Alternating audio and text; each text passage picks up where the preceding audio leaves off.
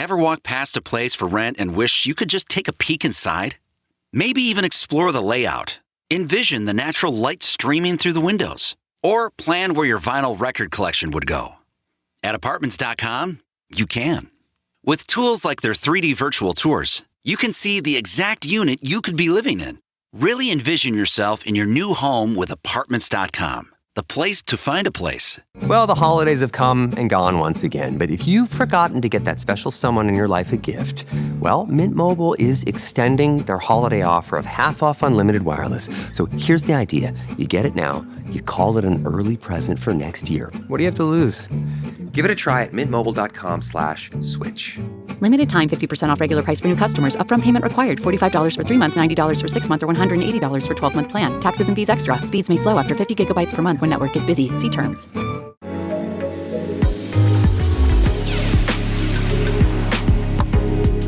Welcome back to another episode of Who's the Bitch? Oh my gosh, is it Who me? is it? Is it you? I'm one of your hosts, Kara Clank. And I'm the other one of your hosts, Jackie Zabrowski. Hey, Kara, Happy New Year. Happy New Year. Even though we had an episode drop. Wait, did it drop on 12/31?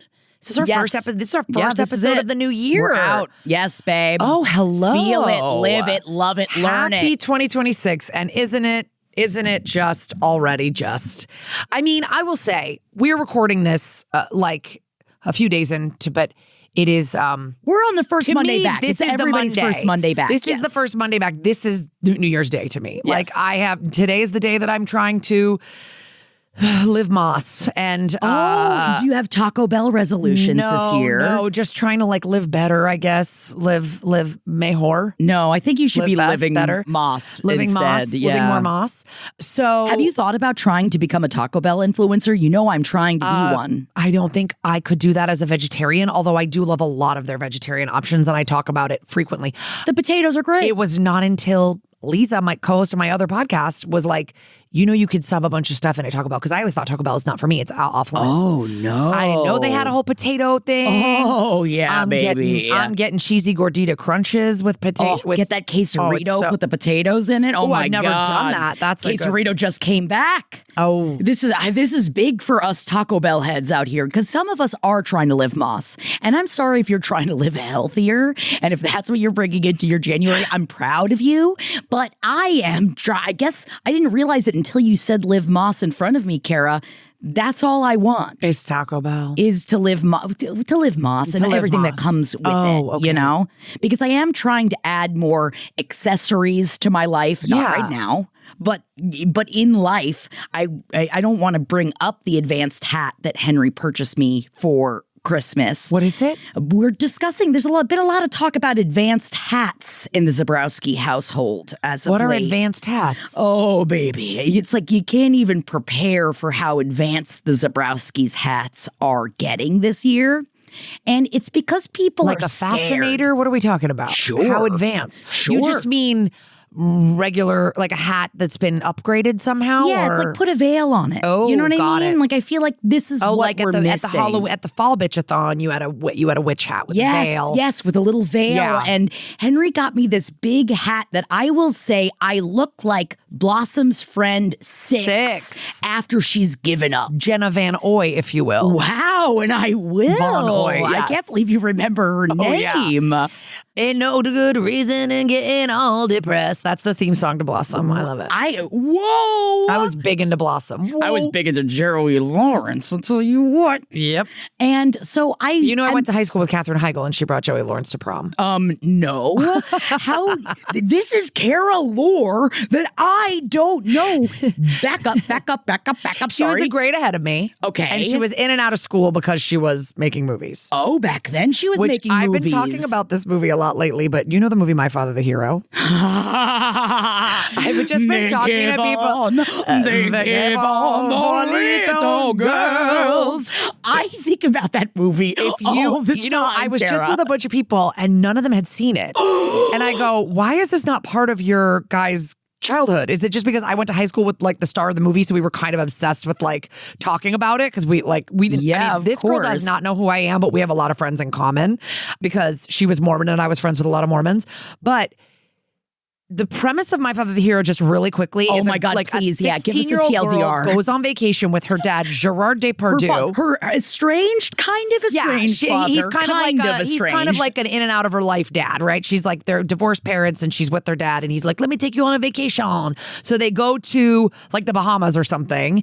And she meets this hot guy that's like her age or a little bit old, like, 18 or something. And he to was hot, if I remember. him, she tells him that her dad is not her dad because, how babyish to be on a vacation with your dad. It's her boyfriend. So it's way better that she's on a vacation with a 60-something-year-old French man who, by the way, Gerard Depardieu at this point has been canceled into oblivion. But at the time, he was just kind of a Frenchman. I only knew him from the movie Green Card, to be honest, at the time. Yes, and Bogus, the movie with Whoopi Goldberg. Maybe.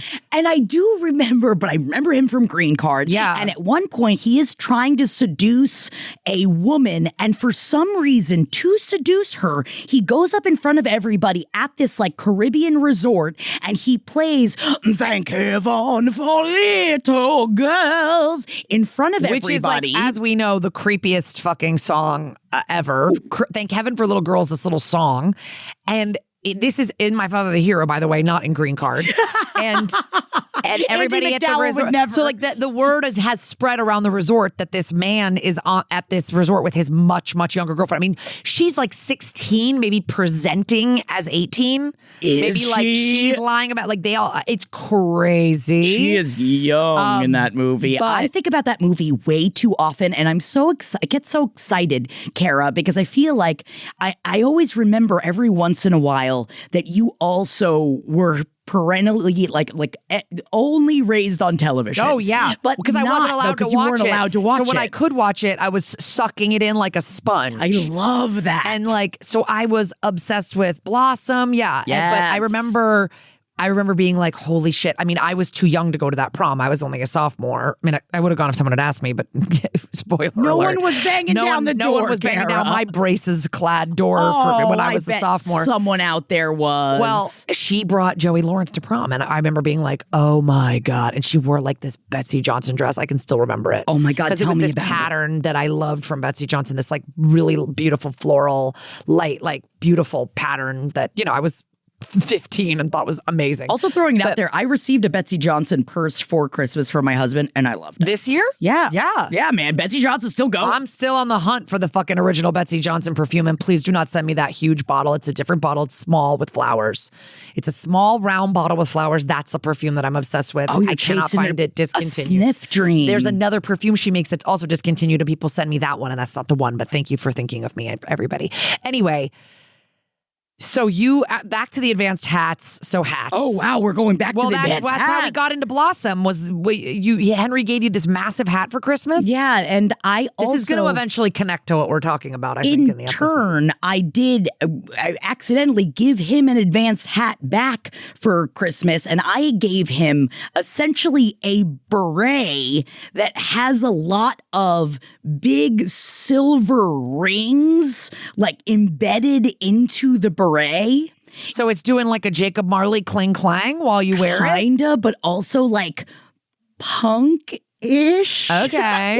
like Marley and Marley. Punk-ass Marley and Marley. Yes. So, and I think that Henry and I can get away with it. I think that we can wear. Now, I had a bucket hat year, and I fell off bucket hats because I tell you what, nobody takes you seriously when you're wearing a bucket hat. You can't wear a bucket hat to a power meeting, but you put on an advanced hat.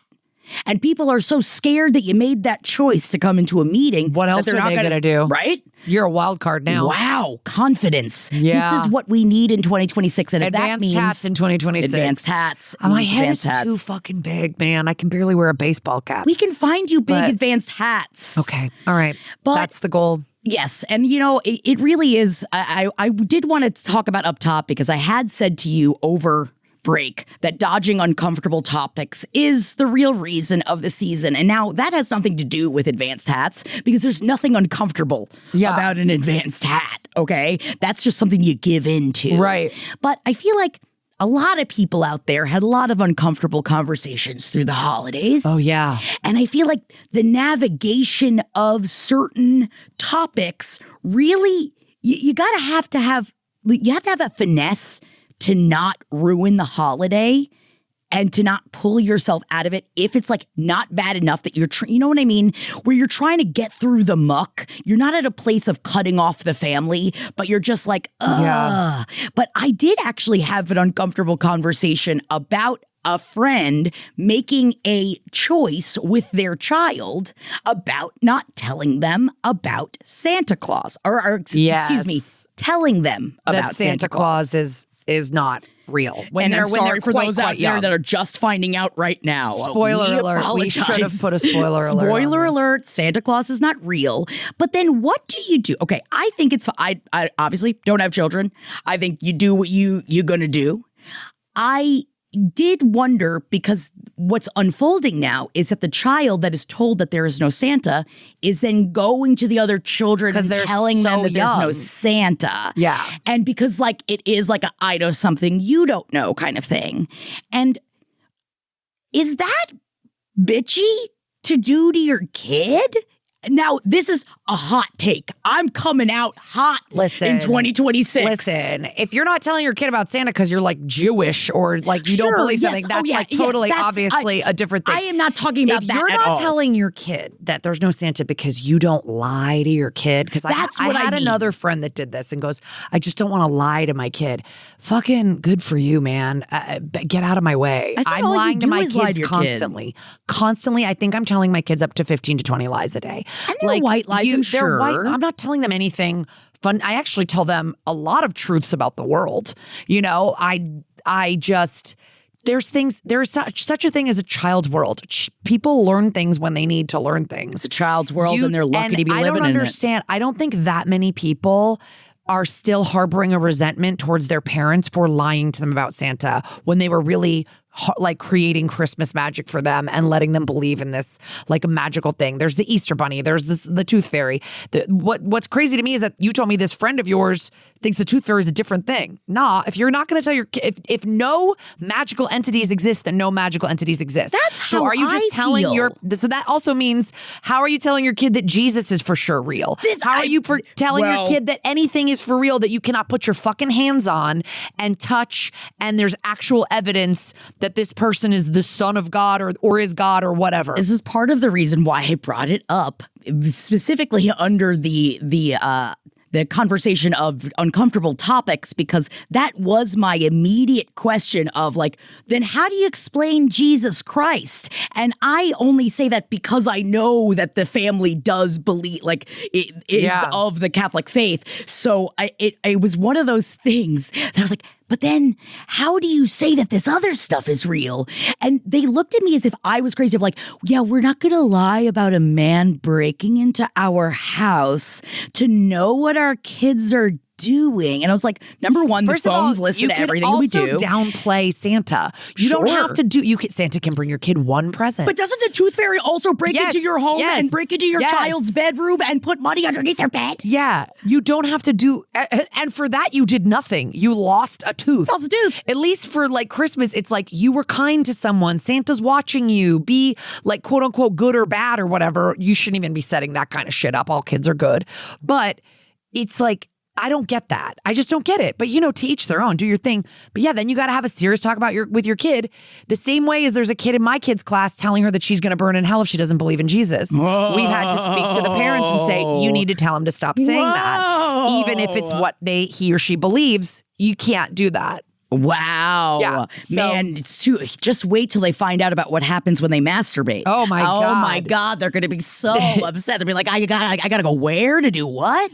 Yeah. You burst into flames. It's crazy. Yeah. But I did want to also give this is the tiniest. I love a micro update. Micro update. I just want to say hello to Prater out in our Jack and Chat on Jack and on Friday.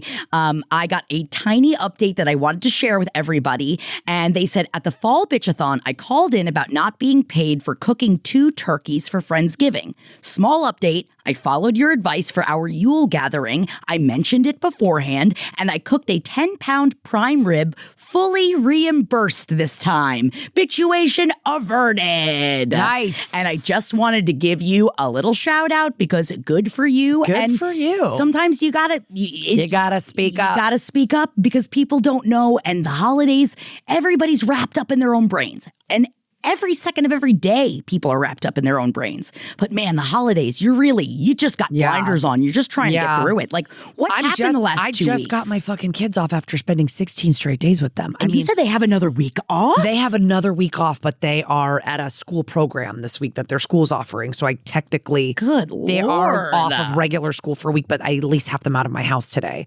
I just cannot. Some people are opting not to do the program. It's free. I'm like, what are you doing? Where do you put them? You're staying with your kid for another week? Not to mention, it's been an atmospheric river here in LA. If you haven't heard, we've had nonstop rain, which I think everybody thought was cozy for like a couple days, and now we're like, that's enough. Like, it's been so wet. And today, our first day back, I tell you what, it's like I heard Snow White outside. I heard the sky like parted this morning. Beautiful, a beautiful bird came blue and sat skies. on my finger. It was the most cartoonishly beautiful morning, and I was like, "Fucking LA, yes, we're right. back, baby. Okay, we're back." I just wish I'd had some of that sunshine with my fucking kids stuck inside. At least they had all their new shit to play with. But do you Jesus. send them bowling? You love bowling, Kara. My God. You take them bowling. I should have taken them bowling. You know what? That's a good indoor activity that I completely spaced on. I took them to the SpongeBob movie. Oh, did you like it? It was fine. It was You should have taken them to see Marty Supreme. There were a couple of funny jokes. There were a couple of Marty Supreme. Is that good? Yeah. It's good? Yeah, it's good. All right. It's a safety, so it's anxiety core. Oh, God. It's... Those movies make me want to throw up. Oh, then maybe this one isn't for you. I'll probably watch it. Because it's 2.5 hours. I did watch Uncut Gems. I love Good Time. I liked it, but I thought it was like, I was like, this is killing me. Then maybe, because the issue is it's 2.5 hours of it. So it is, you're just like, you're never let up. It's never let up. You know what I mean? And it's ping pong. Okay. It's great, though. Oh, man, he's playing that ping pong. Okay. I'll tell you what, he's playing that ping pong. All right. All right. Well, in the spirit of what we've been talking about, we are going to be doing a bit of a Christmas cleanup today because a lot of our submissions were sent to us either right before Christmas, after we'd finished recording for the year, or right after Christmas. So it's January 7th today, but, we're getting a little bit of, because I think a lot of these situations honestly transfer to the real world just because they happen to happen at Christmas time. I would say all of these situations are like Die Hard. They're not specifically Christmas, but they do happen at Christmas. Oh, wow. Don't tell Macaulay Culkin. He doesn't think it's a Christmas movie. But all right, I love, I'm not going to say clean up on aisle Christmas again, but I did. It's a clean up on aisle Christmas. It's our cleanup. My dog Max loves chewing on my favorite pair of shoes, almost as much as he loves his Blue Buffalo Life Protection Formula dry dog food. Seriously, he never leaves a crumb. And I love it too, because it's made with high-quality protein, antioxidant-packed fruits, and nutrient-rich veggies. Blue Buffalo foods are made with the superior ingredients your dog needs to thrive. Can your dog food say that? Visit feedbluefood.com to learn more. Well, the holidays have come and gone once again, but if you've forgotten to get that special someone in your life a gift, well, Mint Mobile is extending their holiday offer of half off unlimited wireless. So here's the idea. You get it now, you call it an early present for next year. What do you have to lose? Give it a try at mintmobile.com/switch. Limited time 50% off regular price for new customers. Upfront payment required. $45 for 3 months, $90 for 6 months, or $180 for 12-month plan. Taxes and fees extra. Speeds may slow after 50 gigabytes per month when network is busy. See terms. All right, Jackie, read our first email. Hi, ladies. Happy holidays to you both. I love you both so much and have been listening from day one. Oh my God, you're amazing. Today is Christmas evening, and I had a bitchuation earlier today. I already know who the overarching bitch is in this story, but ever since this occurrence happened, I have been marinating on it all day and wondering if I might be the bitch in this circumstance.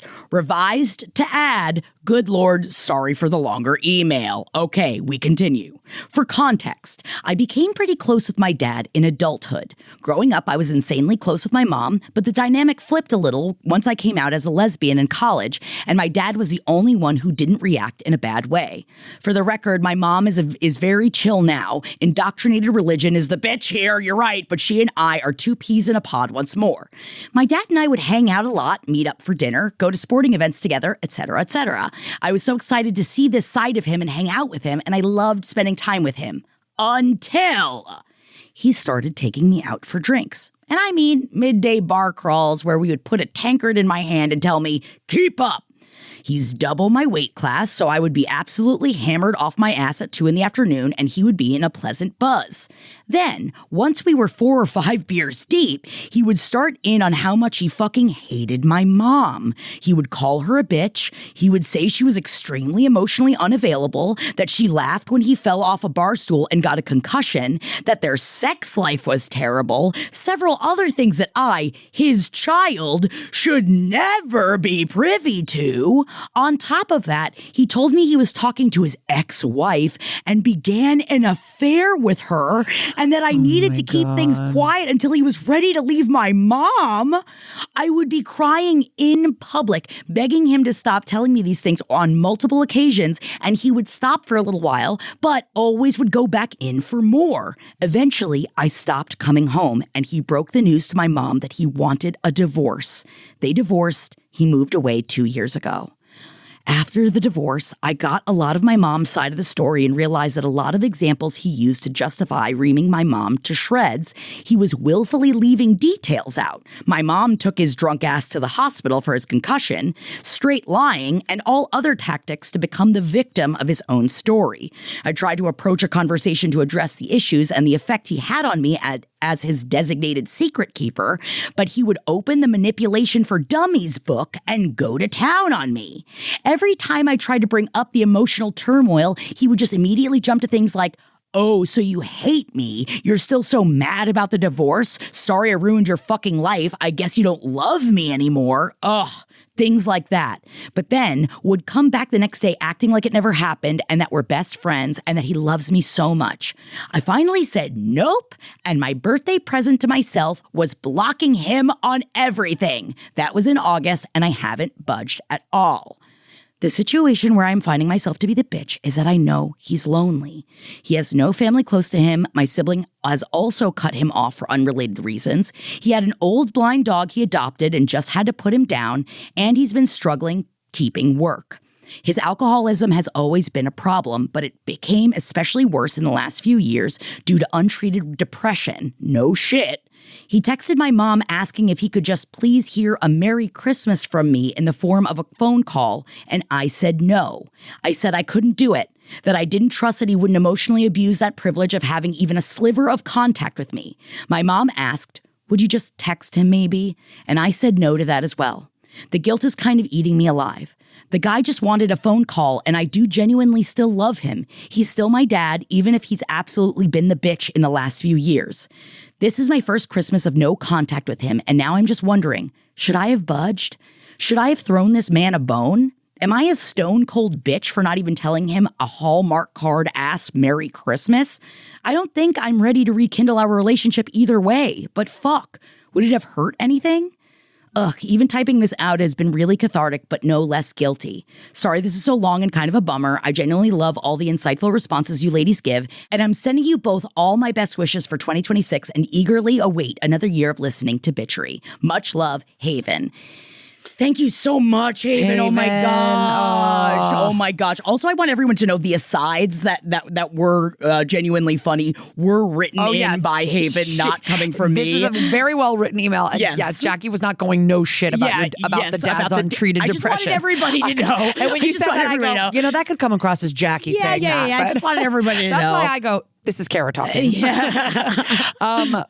I think this is so tough. Okay, so this I thought was a very interesting one to get, especially on the heels of, I'm sure it's a little bit late, but about a month ago, right after Thanksgiving, or maybe right before, there was a Mel Robbins New York Times opinion piece called Life is Too Short to Fight with Your Family that caused a lot of turmoil on the internet with people talking about cutting off your family and that and now there's all this content that I'm seeing on like TikTok and Instagram of adults being like, I saw another article about it too, I think that came in the wake of this, that was like, these parents are over their kids who cut them off for no reason. And then you read the articles and you're kind of like, I can kind of see why your kids cut you off. Yeah. Like, I do think there's especially cutting from the people being cut off, it's like, perspective and insight is also a lot. It really depends. Like, there's no blanket. I think that's what the problem is with Mel Robbins in general. I know, with the let them. It's also blanket. I know. Like you're not talking about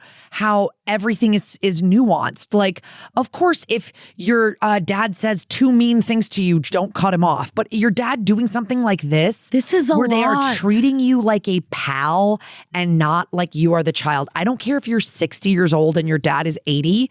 You are still the child, and you do not need this information and this horrible. You're not a sounding board for your dad. No. And you asked to not be one. You asked and you were denied over and over again. You were denied the basic respect. So I totally understand like why you've cut him off. And I think you owe him nothing. You don't owe him anything. And I think it's like, you know what? Yes, Christmas has been made up in our minds as this like, exactly like you said, Hallmark ass holiday where it's really the time of year for you to reach out. But it also, I think that means anything that happens over these holidays tends to have a little bit more weight. And you reaching out over Christmas to even give him a text message, Merry Christmas, would have meant a lot more than if in 3 months when you're feeling up to it, you just said, hey, Dad, how's it going? Over text. Because now he thinks, the door's open. She wished me a Merry Christmas. It means so much more, and today's magical, and now everything's great. I'm just saying, like, you go to him when you are ready to go to him, and you should not feel the pressure of, truly, we just talked about it at the beginning of this episode. It's a bullshit holiday. I mean, it's unless you're deeply religious and you're celebrating the birth of baby Jesus. But then I don't know why that has anything to do with talking to your dad or not talking to your dad. You know what I mean? Like, it's the movies. Everything, it's all the media. It's the movies. Yeah, it's the quote unquote magic. It's like a created day. You shouldn't feel any more guilt on December 25th than you do on December 27th or January 3rd or whatever for not talking to your dad if it's what's serving you. I think. Especially because you do say that you have no desire to, right now, you are not ready to rekindle the relationship. Yeah. You are not, you don't want to give, you're not trying to meet him halfway. It's not your responsibility to make him feel good on Christmas Day. And I'm sorry that he's lonely. Yes. You know what? But it seems like he's sort of lying in a bed that he made. This is, oh my God, I just had to deal with so much of this over the break of people that are like, oh my God, I was horrible to everybody and I didn't do what they asked me over and over again and I never listened to their boundaries. Why am I all alone? Yeah. And it's just like, why do you think you're all alone? Yeah. Who did this? Who separated themselves from everyone? Who chose this? Your father chose it. If anything, I think you not texting him on Christmas, you did him a solid. Yes. Because he needs to look inward. And if being alone on Christmas and not hearing a word from your child is not a rock bottom enough for you to say, what the fuck have I done? And how have I been? That you're reaching out to a woman that truthfully you betrayed to ask her, your mother. I know. To ask her to do your dirty work and do your favors and reach out. Like, did he send you a Merry Christmas text? This is text? exactly what I was just about to say. Like, so where was it? He went to your mother. Also, you should be upset the fact that he went to your mother to ask her to do this. I think your mother should also be upset about it. I can't believe your mom's talking to him because of the way that he... But it sounds like he's very emotionally manipulative. Yeah. So I imagine she feels, oh, but he's alone. Oh, but because that's what that's what emotionally manipulative people do. Yeah, he's a bitch, man. Yes, he is the bitch. And you are not being a bitch in this scenario. If you had said, and I really missed him on Christmas and I really wanted to do it, if you felt compelled to reach out for him, then you would have done it for yourself. Yes, exactly. You would have done it for you. And you're like, who would it have hurt? I don't know. I think it hurts like what you're doing. You're sending a very clear message and setting a very clear boundary, and you would be willing to cross it just for to appease this man that I don't really think. I mean, I know you said you still love him, and that's great. You're not maybe cutting him off forever, but I believe that if you're happier right now with the way things are, I think you're doing the right thing. And I don't think that we need to let the sort of kind of bullshittery of Christmas influence us to like do things. I know it's like it's the day you're supposed to tell the guy you've been in love with for years. It's the magic. It's like nonsense. It's nonsense. Talk to him when you're ready. It's just, I'm sorry, just some of these lines with the Mel Robbins. We argue you should try again with more tolerance, learning how to accept people as they are, sometimes in spite of who they are. And yeah, you're right. There is a level of that, Mel Robbins. Okay, it's like, how dare you tell everybody that life, you don't know what people have been through. I know. Life is too short to fight with your family. You don't understand the traumas Everything that people have doesn't been through. have to be so darkly serious, she says. And relationships don't have to be a battle of wills. I don't know if you've looked around, but everything's kind of darkly Everything serious. is extremely darkly serious right now. Like, if what are you talking about? Yeah, if your parents are like fully hateful and denying who you are, denying your truth and like the things you need. Yeah, I don't know. Why the fuck would you talk to them? Being related to someone, I don't know. And Haven, that was a very healthy boundary that you set of, I don't want you talking about these secrets you've been keeping. Like, I'm not your secret keeper. I'm your child. That's not the relationship you had with your father. And I hope he gets a therapist because it sounds like he needs a therapist. One, yeah. Although, yeah, the alcoholism, the depression, it's like, yeah, it sounds like he's in a tough spot, but like you did have a close relationship with him. He could have maintained that if he just stopped doing the thing you asked him to stop doing. And he chose and he not kept to. doing it. Yes. Like, regardless that's the thing. I apologize. It sucks about his mental state. It did seem like that he was going through a lot. And it is sad that it seemed may have not had anybody else to turn to. But again, that is the bed. And then it's time for you to look up and go, oh, maybe I should learn. We got to Scrooge him. Yeah. I think hopefully he was visited by a couple of ghosts. I love this. Like, I'm a manipulative alcoholic and I fully lie on my wife all the time, but our sex life sucks. It's like, what do you think? It's going to be great. Listen to yourself. Yes. People not can't. For your people child. Are really not self-aware. But Haven, I hope that you feel confident in your decision. I'm here to tell you that you weren't a bitch to do that. No. And I think that you'll wish him a merry freaking February 2nd, if that's the day you decide you want to talk to him. If that's what you want to do. You decide when you want to do that. And let us know how it goes, though. Yeah, I hope he comes to his senses. But I'll be honest, I've been in this situation personally. It's hard to teach old dogs new tricks. Yeah. But I do hope he gets some help because that fucking sucks. But I hope you had a Merry Christmas on your own with your boundaries. Yes. And it is, think of the boundaries that Katherine Heigl should have made with Gerard Depardieu.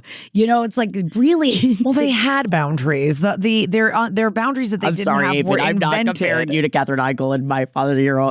I just thought it was funny that we had such an intense conversation about My Father the Hero. And then the first call is like, my dad sucks. I know. Well, dad relationships are complicated. They are. They have been since the beginning of time, and they will continue to be. Relationships are complicated. They will continue to be complicated. Let me tell you. That's okay. Yeah. Let me tell you. Oh, baby. Not that mother-daughter aren't complicated, but please. Oh, don't even get me started. I went to the Gilmore Girls experience over the holiday, and I know what a mother-daughter relationship can be, up. Kara. What was that like? What was Oh, my God. It was amazing. My mom and I met Luke. I've never watched the show. I don't know anything. Oh, I got excited because I thought I found the Gilmore mom Girls a bunch of times, Lauren Graham. Really? Yeah. Oh, my God. She's really cool. We have a mutual friend. But the first time I met her, I was escorting her in the elevator at SNL. What?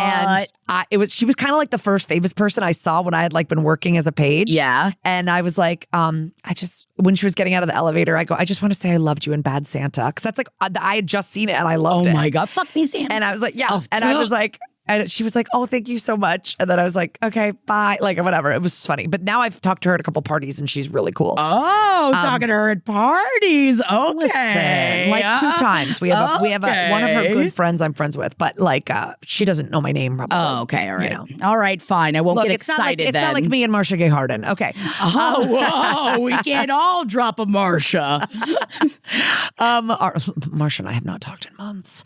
All right. Get on that. Do you have $10,000 or more in credit card debt? Maybe you're even barely getting by making minimum payments.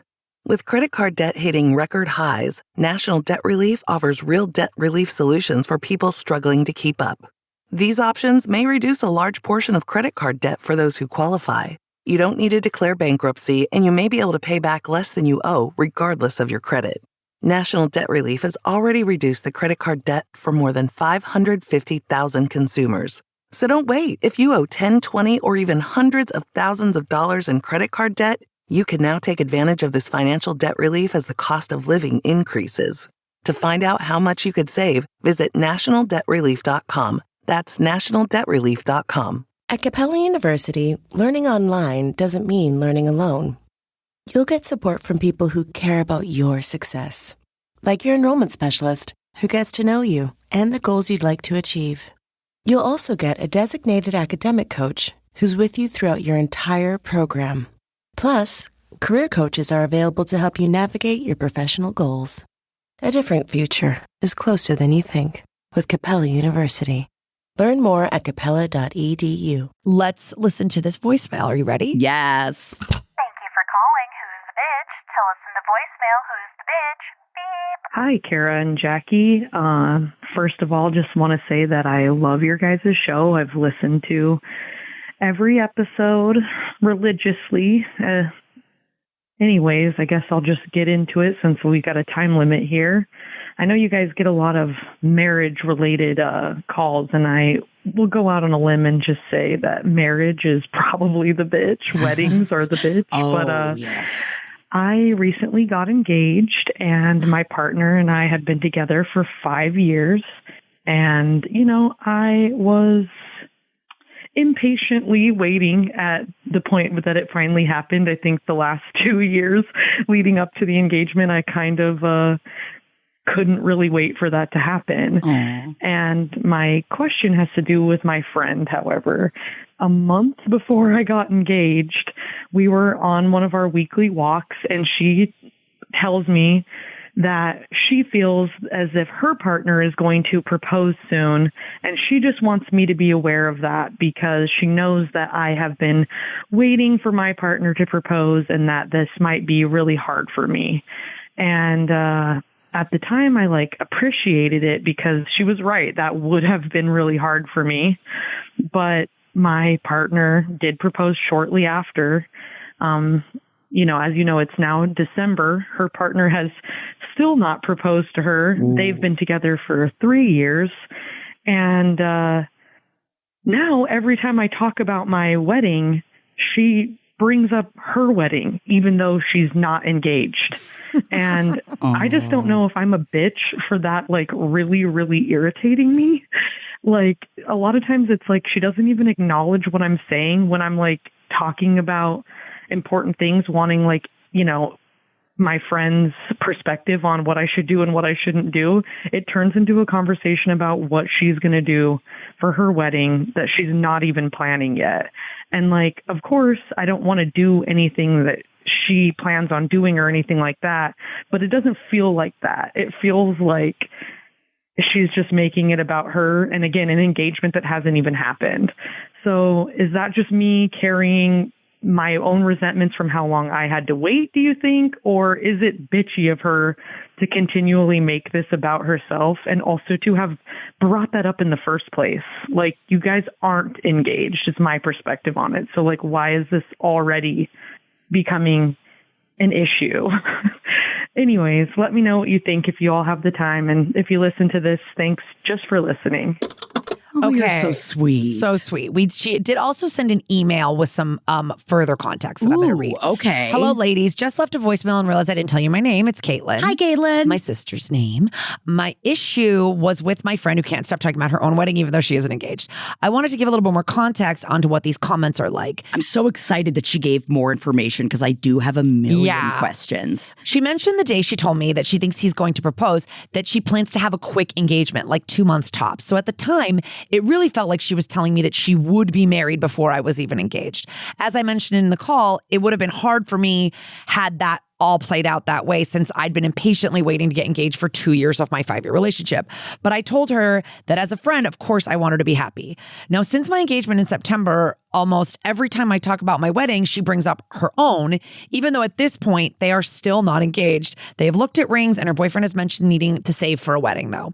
When I told her my date, August 8th, she again brought up that she wanted a quick engagement. I brought up that what I was doing for my ceremony and reception, and she immediately goes into talking about her own wants for her wedding. Sometimes it's completely unprompted. She'll just let the group chat know she thinks she's getting married in 2026.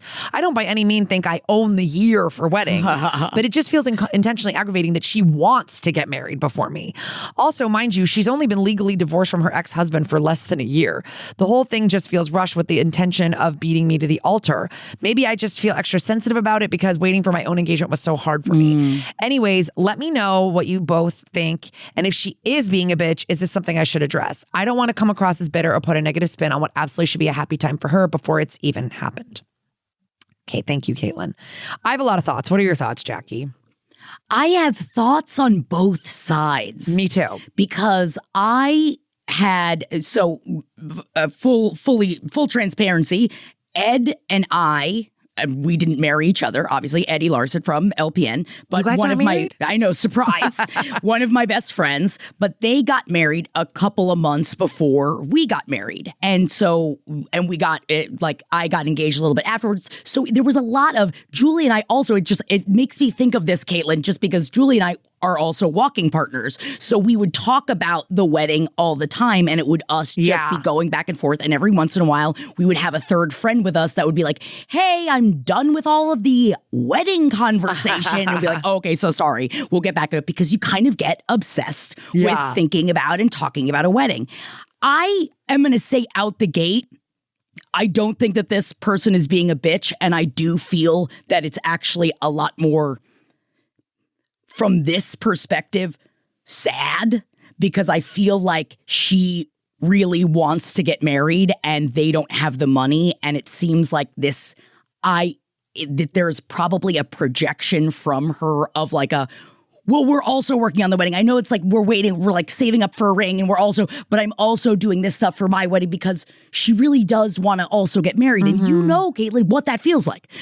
I think a lot of us have been there at points in our life of like, I really would like to marry this person and I wish that something would happen with it. And I don't think that she's trying to overshadow you, but I wonder if she is aware of how much she's doing it. And I would address it more of in a way of like, hey, I know that like I bring up my wedding and you want to talk about your wedding. And I think that that's all really exciting. But, you know, don't you want to talk about your wedding with your fiance and plan it together after you guys get engaged?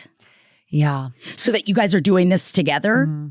And I feel like I would say something in those regards of more, rather than admonishing her for bringing up a wedding, because she is still planning a wedding. It's just not in the same timeline as your wedding. I could tell the annoyance, though, of the whole, like, I'm probably going to get married before you.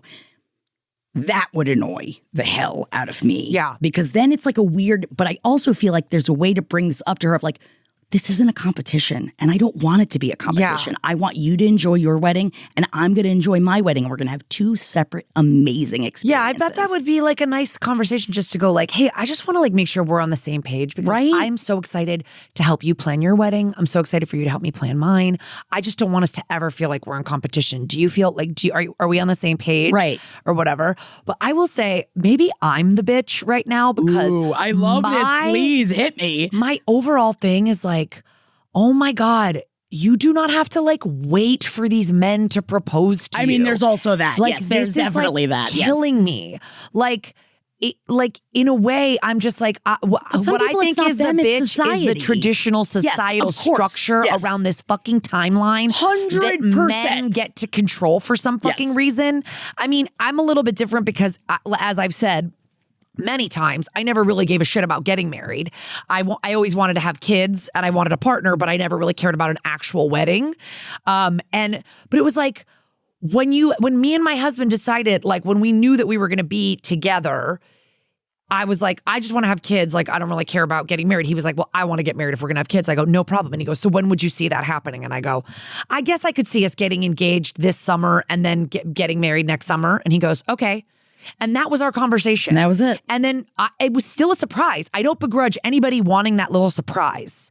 Yes. I just think it's wild to say, I've been waiting for 2 years, or I've been waiting for 3 years, or whatever, this and that. Or like, you can do, like, if you've decided that you're with this person, then that's, I guess it's more the upset of it at that point. Then that's a whole other different conversation of talking to your partner of, do you see marriage as a future? Is your partner on a different page from you, or is it just purely financial where I'm saving for the ring or whatever? Right. Which again, I didn't do a ring. I said I think rings are kind of silly. A lot of people have to save up for weddings. Yeah. You know, it's like many people don't have any help. So it makes sense to, you know, put it off and to have it be something that you save for if both parties want to save for something like that. Yeah. So I think, to me, it's a little bit about like what Jackie was saying. I think you are being a little bit sensitive because you waited for so, like, quote unquote, for so long. Yes.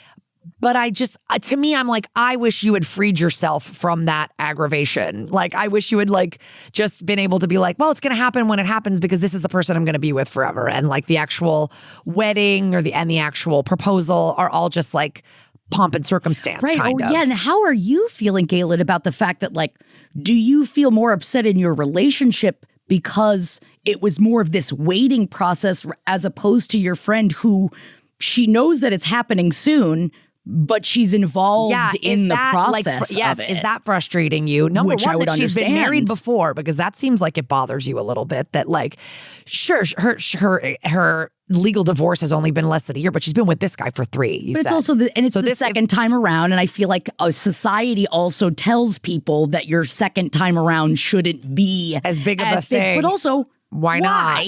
But also, they've been together 3 years, so I don't really care when her like divorce was. Because that again is just money. If you are getting the feeling that sometimes she's trying to beat you to the altar.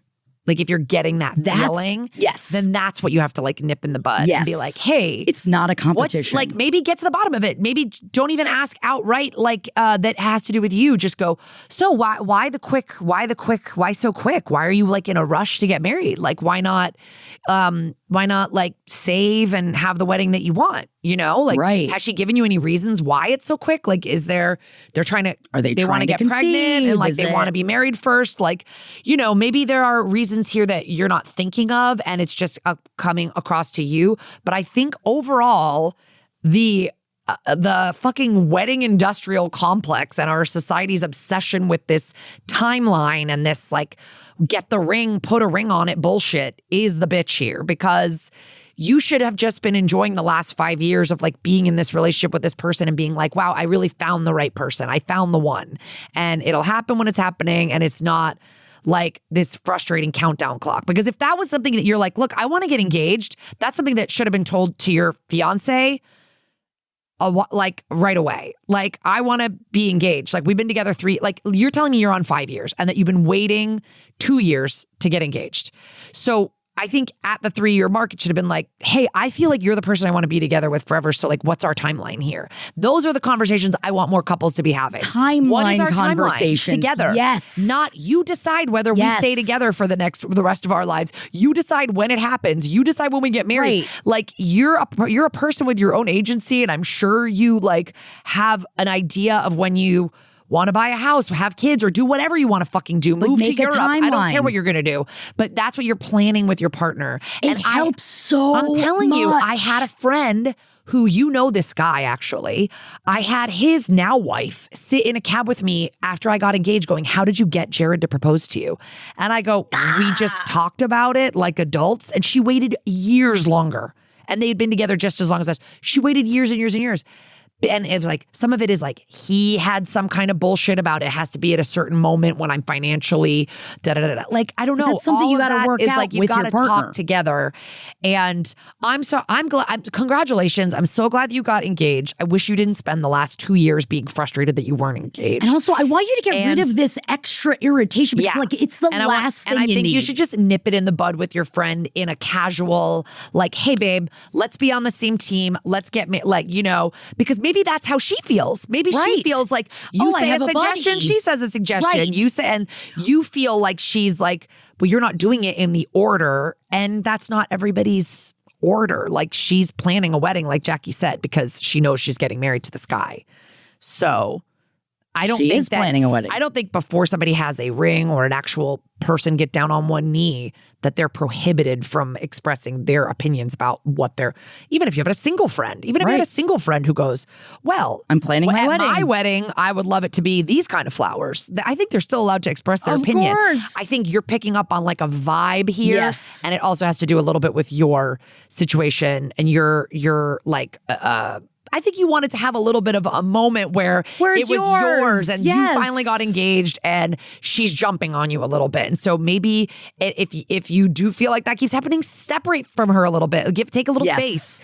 Find another friend who feels like your good sounding board for the wedding. Because this one's frustrating you and you don't want to like take away any of your joy or her joy surrounding the wedding. Well, that was exactly it. If I had something that I really wanted to talk about with the wedding, but didn't want the other wedding of like, oh, but with my wedding, I wouldn't talk to Julie about it. Right. Like, that's the thing, because that's what we had established at that point so that I would just take it somewhere else. Yeah.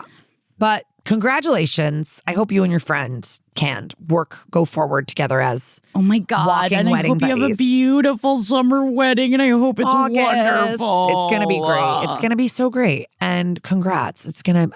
Your wedding is, I planned mine all myself. And it was a lot of work, but it was so fun. And I cried when it was over. Oh my God. I didn't cry at my wedding. I cried when it was over. Like the next day. I was like, I just worked on that for a year. It was like producing a show. And like after a year, there's one performance and then it's done. And then it's over. But it's like the greatest fucking day.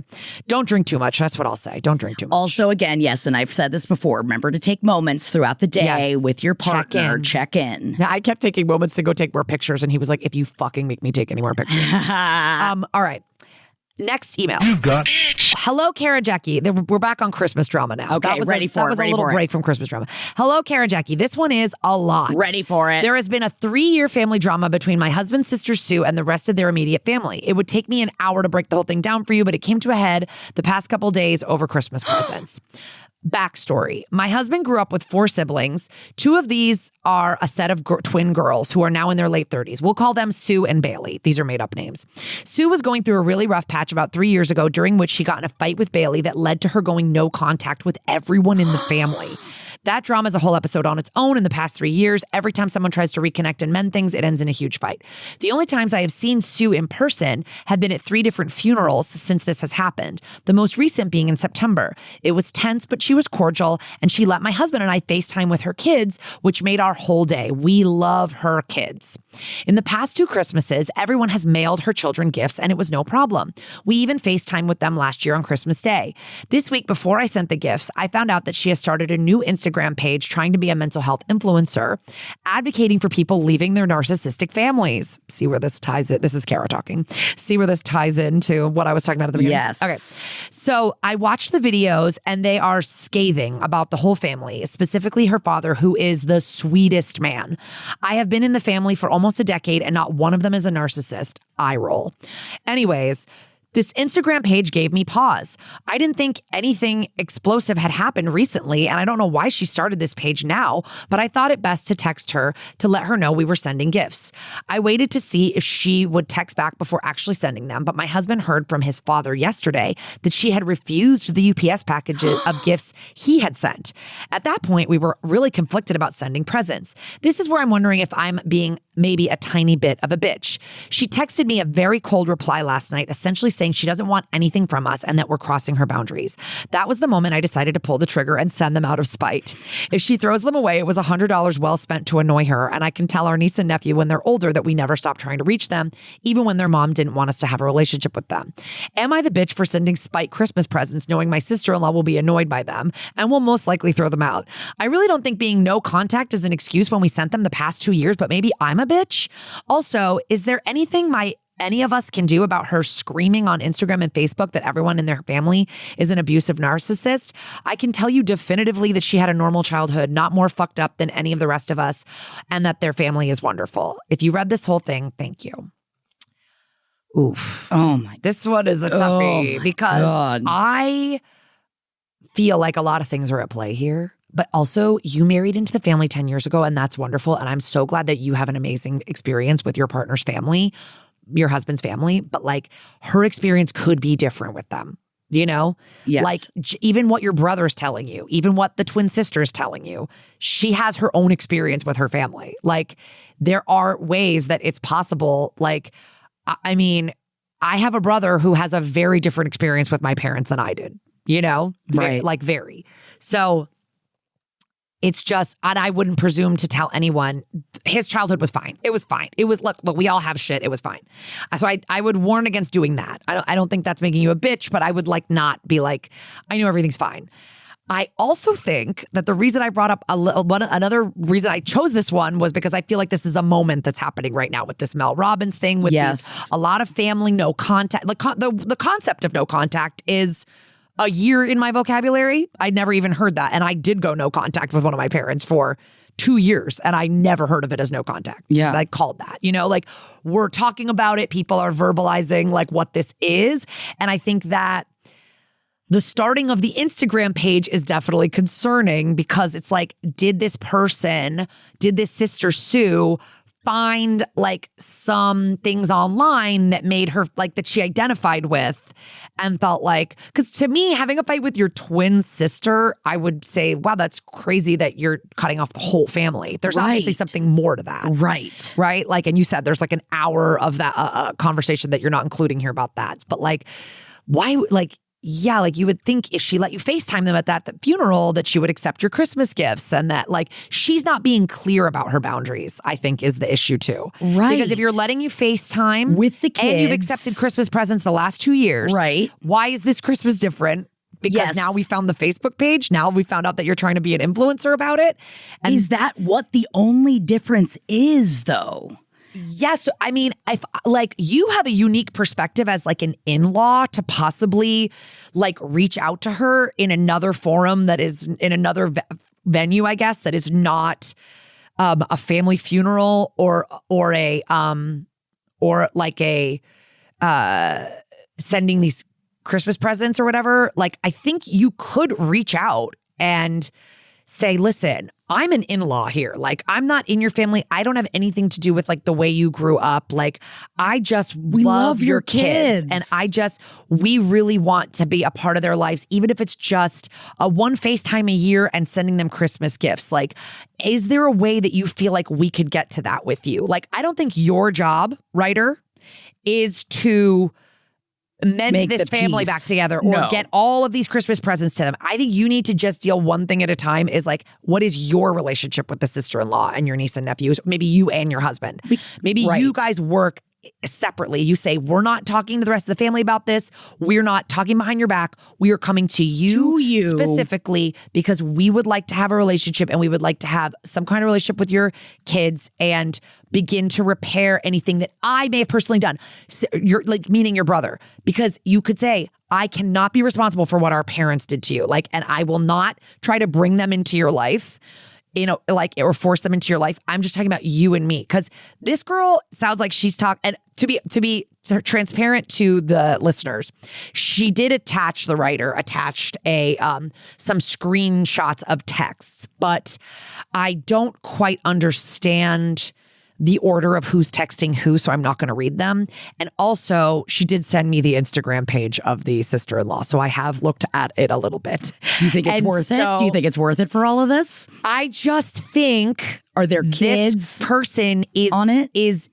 No, not that I can see. Okay, maybe a little bit, actually. I did see one, from behind or something. But they're making a very specific style. They're making stuff that's like the trends. They're trying to build a following here. And I think being unwilling to respond to a family member coming to you solo or like as a couple, you and your husband. I would say write her a letter. And rationally writing a letter. Write her a letter. And just say, I'm not trying to disobey your boundaries. I don't feel your boundaries are clear because you let us FaceTime them. You've let us send gifts the past couple of years. I hope they enjoyed the gifts we sent this year. I had already sent them, even though you're lying. I had already sent them when you said don't send them or whatever. I just want because then it's about her. Yeah, those presents weren't about the kids at that point. That's about her. Yeah, like I want to work on what I can work on, which is our relationship. You and me, you and my husband, me and my husband and you, and not with your parents and your twin and all these other people. Like, let's just do it because that's all you can control. You cannot mend this whole fucking mess. But if she's not responding to you and not allowing that at all, unless your brother has done something heinous that you're not mentioning, then I feel unfortunately that she is dedicated to this identity that she has melted with. Like this identity as the victim of a narcissistic family. I get that's not what you're seeing. That what you're seeing might be absolutely the truth, but the truth is like two sides, right? There's your side, my side, and the truth or whatever. There's all these sides to it. So, but if she's not willing to, as adults, work through it with you, someone who is like her sister-in-law and her brother, who is not someone that she had the direct fight with, then unfortunately, this is almost like dealing with like Trump supporters. Once you get into this like full like sort of like, honestly, there's a cult of wellness that's online, the cult of victimhood that's online. There's a lot of this stuff online where she might be super enjoying the little bit of feedback that she's getting because she doesn't have a huge following.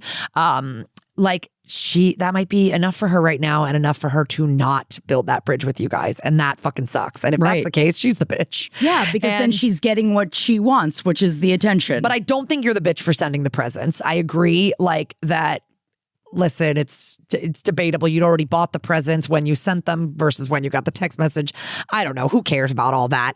You are trying to send them to these children. Yes. And her withholding presents from children. Meanwhile, we did say to another caller who called in during the bitchathon, remember? Yes. Remember he kept saying that his estranged mother and father kept leaving gifts. Right. That he was like, I'm then going to donate them or turn them away.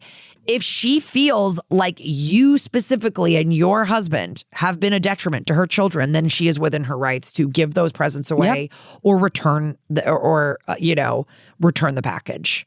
But I hope she doesn't do that because it sounds like if she let you FaceTime them a few months ago, that she doesn't think that you guys are the problem. What But I think you guys trying to get in with her is the way here. Yes. You guys trying to forge some subtle path with her. Like it does not have to be we're besties immediately. And also if she doesn't respond, all you can do is wait, and because they're her children, and that's that. And because I do think that this Mel Robbins opinion is like kind of bullshit because it's blanket. But do I think that there's people out there that are getting caught up in the grift and getting caught up in like what it feels like to like make victim content God, online? of course. Absolutely, I do. Absolutely, I think there are people that are like demonizing their parents when their parents have not done as bad of things as they are putting in their heads. That absolutely exists, but it absolutely exists the other way where the parents think they've done nothing and they've done horrible things. You can think anything crazy and you can go to the internet and find a community that will support what you're saying. Yeah. That's it. And that's what she's done. Yeah. It's definitely what she was looking for. She was looking for someone that didn't actually know her situation. She's looking for an internet community that doesn't know who she really is so she can say whatever she she wants to say.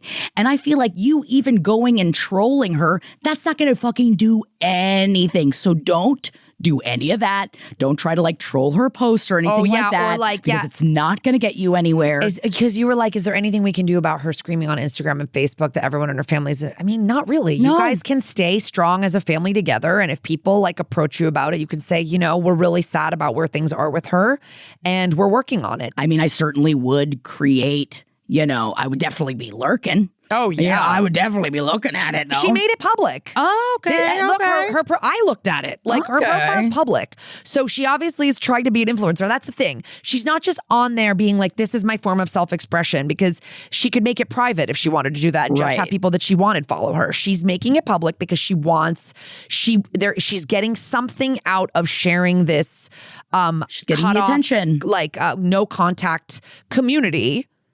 And it's becoming a community. It's becoming a thing. There's articles, there's think pieces. This is like becoming a thing. And there's no doubt that there are people that are cutting off their family for the wrong reasons are going to happen. I'm not going to sit here and say I know who's doing it for the right and wrong reasons. No. But plenty of people are doing it for the right reasons. And plenty of people spent too many hundreds of years staying in abusive families because they thought that's what you do. You stay with your family. Yes. And you don't need to do that. But I do want to just like caution you that when if you want to reach out to her and try to like have a relationship with her for the sake of the kids, that you not try to define her relationship with the family, even if your husband has told you, oh my God, she was the golden child. She was treated like this. None of it. It's just like her perspective is her perspective. And it's about where she is and who she is now. And I think it could really mean a lot to her having one sibling reach out to her separately and not as a conglomerate because she's really mad at her twin, and or maybe, she's really mad at her especially not the twin. Yeah. But please, if you could let us know how it goes, because I'm very interested in all of this stuff and how it's going. And, you know, if she writes a particularly inflammatory post, please also email it, because I would love to check it out. And I don't want to follow her. I poked around her account a little bit. I'm not following. I poked around a little bit of the account and was like, it's all very vague. It's all very vague. That's the thing. It's a lot of this stuff is like, you know, when you realize that they were the ones that were wrong all along. Okay, and you're like, about what? About like, you know, what? everything's very vague. Yes. And that's like the way it is. But we have a couple more things to get through. So let's move on. Let's do it. These last two emails are similar, but I want to talk about both of them. Oh, okay. All right. You got Hi, Kara and Jackie. I love Who's the Bitch and appreciate all the advice you give. It has helped me learn how to word things and assert myself a bit more. I feel a touch odd emailing you guys about this issue, but it's very low stakes and I'm a bit at a loss of what to do. My boyfriend, Buford, and I have been dating for a year, and it's been pretty great. One of the things I love about him is how thoughtful he is with gifts. Whenever we go out shopping, he's always looking for gifts that suit his friends and family special interests. I wouldn't say gift giving is his primary love language, but it's definitely his second. Seeing him be this way for friends and family, I kind of anticipated that the same love and care would go for me, and so far it has. Great. So I was a bit surprised that for Christmas, I got something which, in my opinion, felt a little strange. He got me 3 things: a beautiful necklace that I love, a candle, which is kind of nice, and then a charm that is in the shape of a fox with a gun of some sort. There's a picture. I'll show it to you. I don't have any idea where this came from, and when I asked him about it, he just said that it's supposed to be a nice-looking charm that looked cool. But I don't get it. Like, I've seen him shop for his friends, and he always picks out something thoughtful, and like, this is what he thinks of me when he goes shopping for me? I'm trying not to sound ungrateful, but I have no idea what to do with it. I don't dislike it or anything, but I don't know what I would even attach this to. All the jewelry and charm things I have are very dainty and would, in general, be considered girly. So I don't know where a fox with a gun came from. Would I be the bitch if I asked him more about this gift? Would I be a bitch if I didn't use it? I just want to understand why. Maybe I'm overthinking it. I don't know. Anyway, XOXO. Love you both so much. Hope you have a wonderful week. Betty. Betty, also I'm so Betty obsessed Buford, with this. I know. By the way, have you ever seen the movie Shag? No. Oh my God, you've got to watch this movie, Shag. It's Bridget Fonda, it's Annabeth Gish, it's Phoebe Cates. They go to spring break in Fort Sumter. They're all these Southern girls, and it's like in the 60s, I think. Ooh. And Buford sounds like a boy they would have met on their spring break. I think actually one of their boyfriends is named Buford or Beaufort. Okay, so here is the picture, Jackie. Whoa, Chip, Buzz, Harley is one of them. Oh, Sorry. Holly. And Buzz. Yes, sorry. Yes. I immediately Shag looked up Shag. So Shag looks great. Good. So they don't, instead of going to Fort Sumter, they go to Myrtle Beach, and they have this sexy spring break that they... We need to be going to Myrtle Beach together. Yes. Do we? Yeah, I think that we do. Jared used to go on vacation there with his family during the Obama years, and it would be people with like George W. Bush flags that said, "Miss me yet?" Gotcha. But I mean, we could. Right, let me look at this. Okay, this is the picture of the charm. It does look like... It looks like the raccoon from Guardians of the Galaxy. Is that what it's supposed to be? It is kind of weird because you can't tell what it's holding. It's giving... I'm sorry, the writer asked us not to post the photo, so I'm not going to post the photo. That's why. I'm sorry you guys can't see it. So I'm trying to explain it to you as best I can. I'm glad that they asked us not to post the photo because I definitely was going to post that photo. I know, because it's like, it's so weird because I can't tell what the guy is holding. It does look like a gun or something. It's like a Tommy gun, right? It has like that round thing. Give me this microphone, Kara. I got close to Kara. It's got that like, isn't that the round chamber of like a Tommy gun that goes like like, you know, like old timey? It looks like a little old timey gangster fox with a gun. Listen, it is definitely weird. I think that is the kind of gun that. What's his name? Rockins. If you find out who this fucking character is, that would be so funny. Who, Rocky Raccoon? No. Rocket, thank you. It was close, thank you. Rocket Raccoon. I'm looking at Raccoon. Guardians of the Galaxy. That's from Guardians of the Galaxy. I know, but yeah, I want to see what kind of gun he has, because doesn't he have a big gun like that? Oh my God, that's exactly what it is. I think that it is a fan art made of the... No, look, they're selling it at Miniso. They're selling it at Pandora. Like, this is a Guardians of the Galaxy Guardians character. of the Galaxy character. Oh my God, it's Betty. A Guardians of the Galaxy Betty, character. it's a Guardians of the Galaxy I don't think character. he knew. I don't think he knew. I cannot believe we just unfolded a true crime mystery on this fucking podcast. I'm obsessed. I had no idea. I was all prepared to tell you, listen, he gave you 2 things that you really liked and 1 thing that he just thought, oh, this looks kind of cool. I'm going to try it. You've got to ask him if he knew that this was a Guardians of the Galaxy charm. You have to ask. Where did he, or did he just think that it was really cute? Or if he knew it was Guardians of the Galaxy, did he think that you love Guardians of the Galaxy? No, it sounds like no, because he said he just sounded like that. It looked cool. But it's it is Rocky the Raccoon, or Rocket the Raccoon from the Guardians of the Galaxy. So it's not even a fox. I don't think you're a bitch for asking more about it. No. I think this is where humor builds in relationships. Like you have to be able to go. You have to be able to go, oh my God, I love the necklace so much. I love the, what was the other thing he gave? You know, it's no Rocket Raccoon charm. Yeah. But I think you need to just be like, remember the Rocket Raccoon? Like, it's just funny. Like, at the beginning of our relationship, my husband would have my sister go with him to pick out gifts. But I will say, I understand the upset in seeing someone get such thoughtful gifts, and but also there's so much pressure on getting, now, because you guys said that, I mean, how long have you guys been dating? That's dating? The thing. If you've had dating for a year. Yeah. So this is a thing. There's so much pressure. If you've had a friend for 15 years, it's easier to shop for You know exactly what they're into. I find I am extremely hard to shop for because I don't even really know what I want. You know what I mean? And he did get you a necklace that you love. So I feel like let's go with that. This is not a disaster in terms of like, oh fuck, he got me this awful gift. But he doesn't even know me. But you've got to interrogate more what's going on. Because also you can it seems like there might be a little like, you could put it on a little chain if you want. You could probably you could stick it somewhere in your room, hang it on the side of a mirror or something like that. But I do think you could, when you talk to him and go, I did find out that it's Rocket Raccoon from the Guardians of the Galaxy. And because I don't care for that movie or have any connection to that character, I just can't really see myself using this. Like, would you care if I returned? I'm a big returner. I'm always like, do you have a gift receipt? Like, my mom knows to put the gift receipt in my gift. So does I'm like, my just mom. Give me the gift receipt. Like, because if I'm gonna return it, or I think you could just say to him, like, I hope you could understand I'm probably not going to like attach it to my purse if it's a charm of a character I don't even care about. You're not overthinking it. It's definitely weird. It's and definitely we just found out that it's Rocket Raccoon. Yes, and I think that, or honestly, you could attach it to your keys or something because it is a cute now little it's so thing. funny. Now it's hilarious. You got to put it on your keys or something.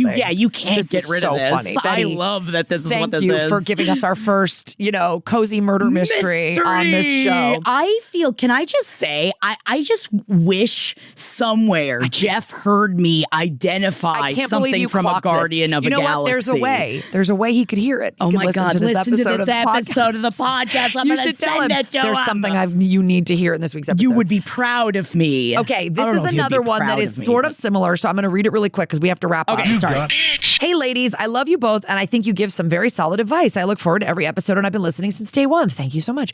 This isn't the most groundbreaking situation, but I know how I can get sometimes, and I always keep it to myself, so I want another opinion on the matter. Yes. My name is Taylor. I've been with my boyfriend Garrett for 3 years now. He's the most funny, kind, and smart guy. I adore him, and we do plan on getting married down the line. His love language that he gives is definitely acts of service. He will help me with anything, takes out the trash, will stop at the grocery store if I'm cooking dinner and need something. He's the best. Anyway, he texted me while he was at work and I was at home and asked me to bring in a package inside the apartment because it's downpouring. So of course I grab it from the outside and I bring it in. It was a humidifier, not in any kind of shipping box. It was just the shipping label slapped on the humidifier box. I figured, oh nice, that'll be cool to have in the house. He comes home and says, oh no, that was supposed to be a Christmas present. I kind of paused in my tracks. Maybe it was rude but I asked, a humidifier? He said, I always say I have dry skin and that it would help. Sure, he's right. Maybe it will help. Why I'm writing is because I'm always the cleaner and the one who takes care of the home. It's the whole cliche. You don't buy women gifts for the home. You don't. I've had multiple talks with him about how I would love some help cleaning, vacuuming, bathroom cleaning, etc. And he always apologizes and says he'll help more. He never does. It's odd because he's always helpful with other little things, but he never helps me clean or keeps the house nice. I work more hours than him by at least 10 hours. I take care of my cat, litter, food, water filter. I cook, I grocery shop. I'm annoyed that he wants to give me another thing I have to clean and maintain. I'm a little angry, actually. Like, does he think I'm kidding when I ask for help? Does he not see that that's kind of an annoying gift to give someone, something to constantly clean and maintain when I didn't ask for it? He's a great guy and he loves me very much, but this gift is kind of thoughtless in some ways and I don't want it. What do I do? Thank you, ladies. Love you. So obviously, Christmas has come and gone. So hopefully you've had a conversation about this humidifier thing. I mean, my first thought is like, we've said it so many times on this fucking podcast. And I'm sorry, I know we have so many lovely male listeners, but men can be and are often very dumb about these things. They might not know that a humidifier is something you have to clean and maintain. Or just the person that doesn't clean the house when they don't know what it takes. I didn't know a humidifier was so fucking annoying until I bought myself one like in my late 20s, early 30s and was like, oh my God, these things are so annoying. Because I even said... I can't even stop swearing. Because I even said, when you said that he got you a humidifier, because I was like, because I thought, he was thinking about like, you're always dry, that like it was something that he was thinking of it only in a way. He wasn't thinking at all he was about not the maintenance thinking about of the it. maintenance. He wasn't at I really all. don't think. I'm going to say out the gate that I promise he was not thinking about the maintenance of it. Yeah. I think if you don't have one, you don't know how they are weirdly annoying to maintain at times. However, he has opened a portal to your frustration here with this gift because that is understandable. Attaching a lot of other feelings to it. And I feel that I'm trying to put on my like man's or person that does not clean the home brain, and that he probably assumed that you wouldn't see it as something that is for the house like that, even though it definitely is, and you are 100% correct. Yeah. That I would wonder that if you said that to him and also reiterate the fact that I don't want something for the home ever as a gift unless I explicitly ask you for it. Because also you could put it in a way of like, not only is it another thing that you have to maintain, but it's just another thing. And when, you're already taking care of a home, you're already working more hours, and that it's another thing, and putting it in that perspective, because I worry that if you just meet her like, a humidifier? Yeah. Why'd you give me a fucking humidifier? Which you obviously did not do. I just feel that sometimes they get so excited to just give you the gift. Yeah. That they're like, oh, I didn't. Oh, and you're right. You've asked for other things that maybe part of but that shouldn't be the gift either, though. That should him cleaning for the holiday. No, it should be added. I think this is a whole separate conversation. And I'm sure he got you other stuff. I'm sure. There's no way that a humidifier was your only gift. I mean, I really fucking hope. If that was the only gift, I mean, then I'd be very upset. But I think that this needs to be a bigger conversation of what he now needs to add onto his, because you don't have the time or the energy to tell him all the time of what needs to be clean, what needs to be gone over. That shouldn't be your job. Take some of the jobs you don't like doing, put it on they are now his jobs. You guys are 3 years into your relationship. You do not have kids. I don't know if you're ever going to, but the main thing that I feel like hurts so many relationships is the division of labor. And women talk about it over and over again, that it is very unfairly balanced. Even when you try to balance it, it's unfairly balanced. And men don't watch get if that I had at legs, all. I'd kick you. Good Lord. Men don't get that at all. You said up top that he loves giving acts of service, but this is a major act of service that he's not doing. I think it's because you're being too vague. You guys need to sit down. You need to say, I am worried that I'm going to become resentful over our lack of equal division of labor. I would like to plan out the things in the house that each one of us is responsible for. It took my husband and I years to do this. Get it out of the way. Just do it earlier. We do it now. Now my husband washes all dishes. All dishes are washed by hand by my husband that need to be washed by hand, like pots and pans. That's all my husband. He makes our bed every day. He takes out the trash and brings the cans to the curb on trash day. It's only a few things. It's really not that many things, because I am better at doing a lot of the other things. Same. But I could, if I, at any time I wanted to say, by the way, you're also now the doctor appointment maker, he would do that. He would do it. And that's it. Just, there has to be a list.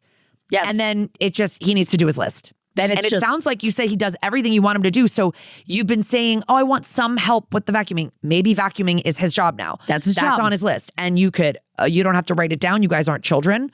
But you could write it down if that helps him. Because then if it's not done, you can go, hey, whose job is this? You got to get the vacuuming done. Yeah. Start now setting it up because you're 3 years in, which is quite a bit in. But if you're going to get married and live together for the next 50 years, start now with an equal division of labor or closer to it. Yes, something that makes you happier. And that's why I know that it's silly, but I gave Jeff all of the chores I dislike doing. Yeah. And I was like, oh, that's because it doesn't really matter to him either way, because he also wasn't raised in a home of knowing how to clean. And I was like, oh, so I got to teach you how to do it. But I didn't. I just realized, what are the things I don't want on my plate? Can you take them off my plate? You can? Great. And now I never have to do the things I don't want to do. It curbed my annoyance with him so much once we did this. Because we did not figure this out probably till after we had kids. And I was like, these are the things that you do. And he was like, how about these? Well, and he was part of the conversation. He's like, how about these be the things I do? And I was so less annoyed with him. And I'll tell you, I love walking into my bedroom and seeing my bed made, because I don't really like making my bed. And I love it seeing it made. I love when the sink is clean, clear. And I'll be honest, sometimes I'm like, the garbage needs to go out. I sometimes have to remind him on that. But sure. But I'm sorry, babe, but you give me an air humidifier, it's getting drier in here, unfortunately, and it's not looking wetter in the future. Yeah. But I think, for real, I don't think men understand how much a freaking humidifier requires. It is so annoying.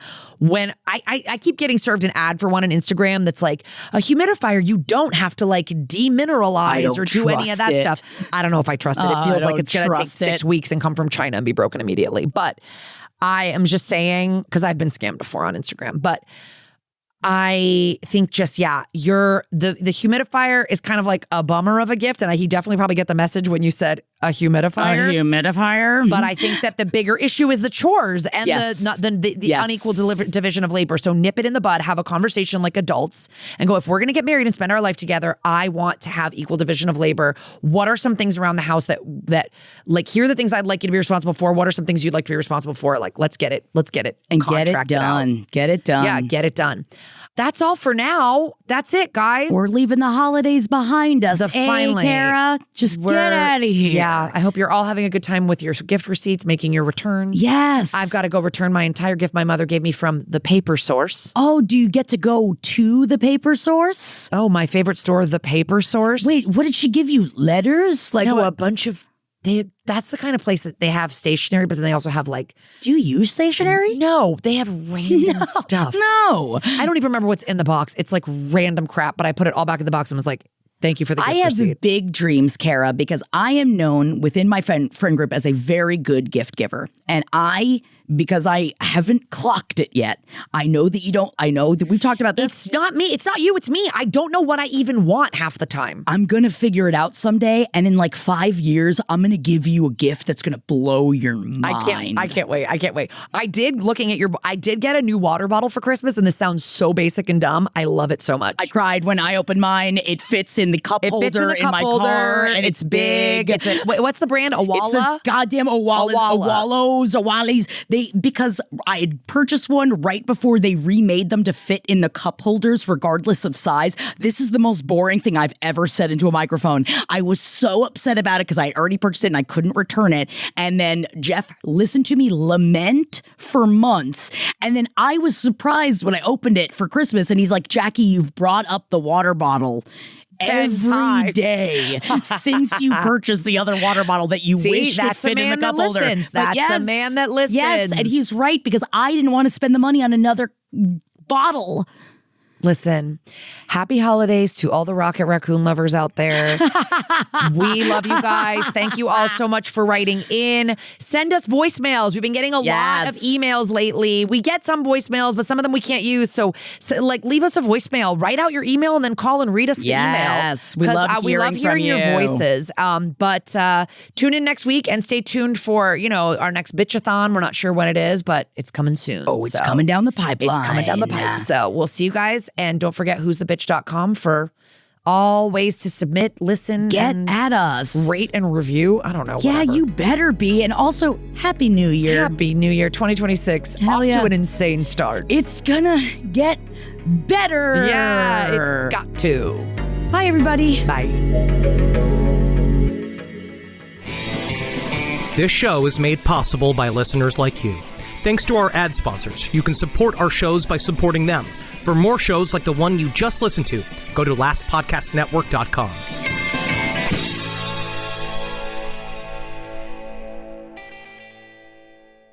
When it's this cold, curl up with a snack that's cozy and delicious, like My Mochi ice cream. My Mochi is scoops of premium ice cream wrapped in soft dough with delicious flavors like strawberry and mango. It's creamy on the inside and chewy on the outside, and only 70 calories apiece. Grab a warm blanket and snuggle up with a purple box of My Mochi ice cream today. It's the perfect wintertime treat. At Capella University, learning online doesn't mean learning alone. You'll get support from people who care about your success, like your enrollment specialist who gets to know you and the goals you'd like to achieve. You'll also get a designated academic coach who's with you throughout your entire program. Plus, career coaches are available to help you navigate your professional goals. A different future is closer than you think with Capella University. Learn more at capella.edu.